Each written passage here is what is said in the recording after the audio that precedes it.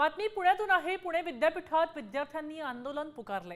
Gate तोडून सगळे विद्यार्थी आत घुसलेत। पुन्हा परीक्षा घ्या अशी मागणी करतायत। कॅरी ऑनची विद्यार्थ्यांनी मागणी केलेली आहे। परीक्षा घ्या किंवा आम्हाला कॅरी ऑन करा असं त्यांनी म्हटलं।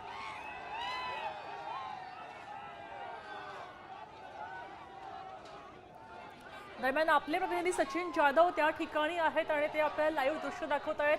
सचिन, काय नेमकं घडतंय? आता काय परिस्थिती आहे?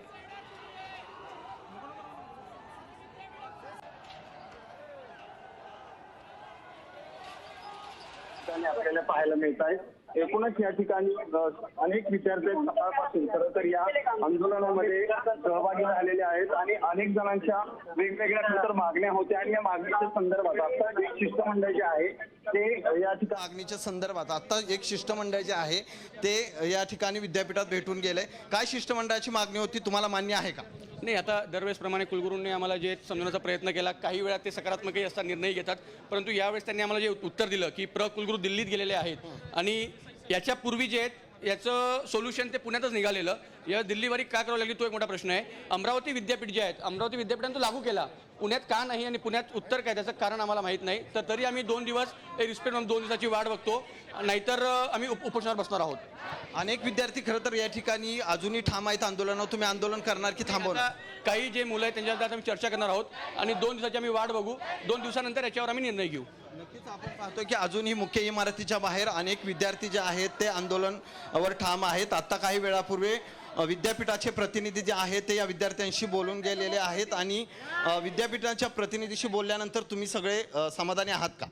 नाही सर, ते अजूनही सर टाळाटाळच करत आहेत सर। आमच्या वर्षाचा कोण विचार करणार आहे? आमच्यासाठी सर कोण येणार सर? शिक्षक नसतील तर दुसरं कोण येणार आहे सर?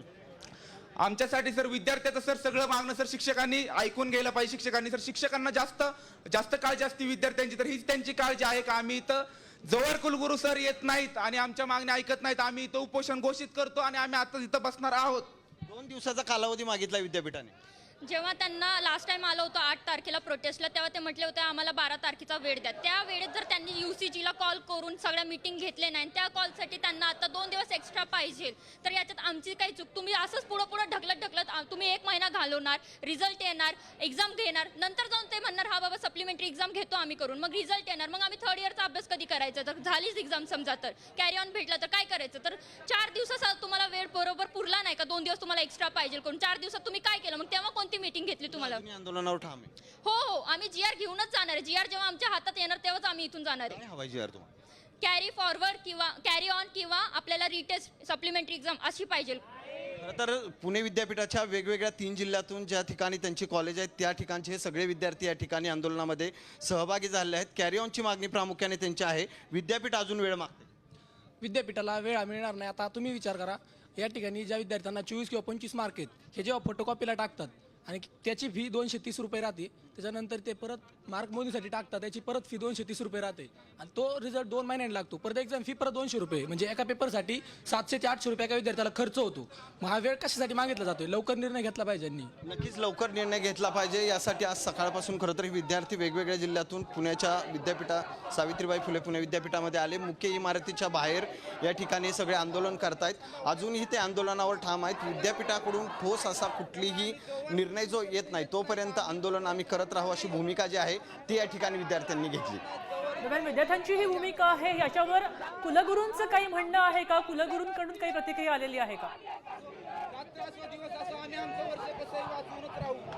नक्कीच आपण पाहतोय की काही वेळापूर्वी या ठिकाणी कुलगुरूंचे 2 प्रतिनिधी जे आहेत ते या ठिकाणी आले होते आणि त्यांनी 2 प्रतिनिधी पाठवले। त्यांनी त्यांची भूमिका मांडली। UGCच्या माध्यमातून दिल्लीतून 2 दिवसाचा कालावधी या विद्यार्थ्यांना देण्यात येईल असे सांगितलं, मात्र 2 दिवसाचा कालावधी विद्यार्थ्यांना तातडीने आत्ता GR हवा आहे अशी भूमिका विद्यार्थ्यांची आहे। विद्यापीठाच्या वतीने 2 प्रतिनिधी तुम्हाला आत्ता भेटले होते। तातडीनं GR पाहिजे हा मुद्दा आजचा नाहीये। गेली 15 दिवसापासून आम्ही या गोष्टीसाठी फॉलोअप घेतोय। 8 तारखेला सुद्धा आम्हाला हेच सांगितलं की आपण पाहू शकतोय की विद्यार्थ्यांनी पुन्हा एकदा 2 दिवसांचा कालावधी मागितलेला आहे।